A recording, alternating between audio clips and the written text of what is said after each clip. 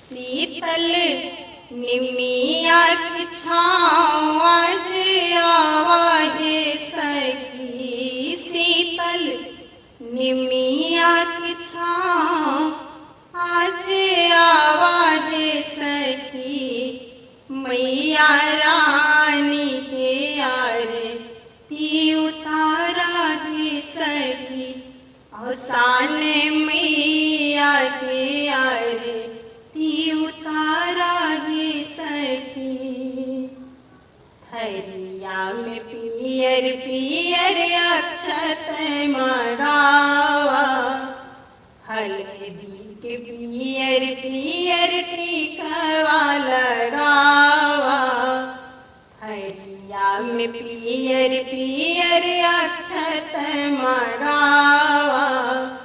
हल्दी के पियर पियर टीकवा लगावा।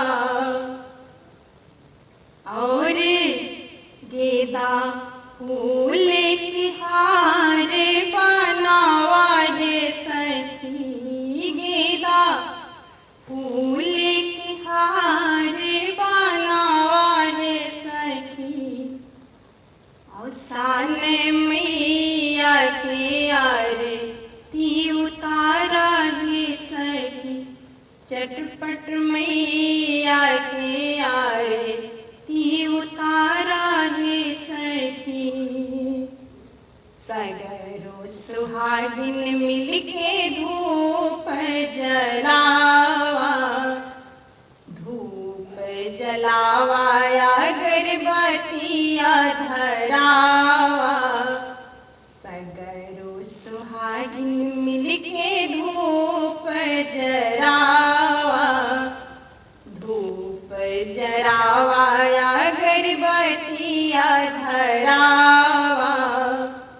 ओह पर इतर गुलाब महकावा है सखी। ओह पर इतर गुलाब महकावा है सखी।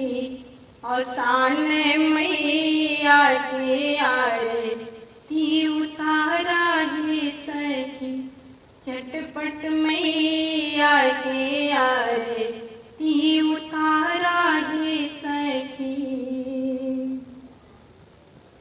छोटी छोटी दियली में घियना गिरावा।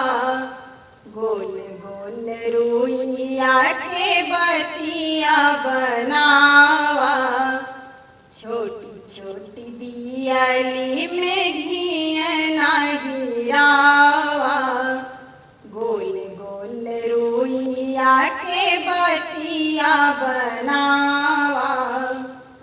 बारी घियना की दियना जलावा है सखी। बारी घियना की दियना जलावा है सखी। अवसान मैया के आरती उतारा है सखी। चटपट मैया के आरती उतारा है सखी। मंदिर से शंख और घंटी मंगावा।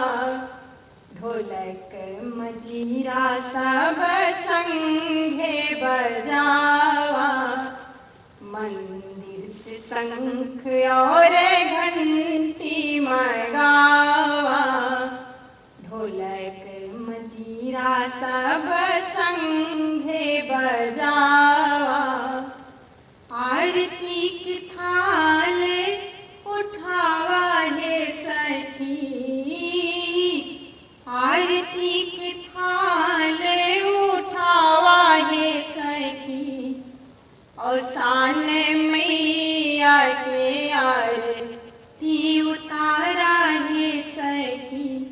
चटपट मैया के आरती उतारा है सखी। आजू शीतल निमिया की छाँव सब आवा है सखी।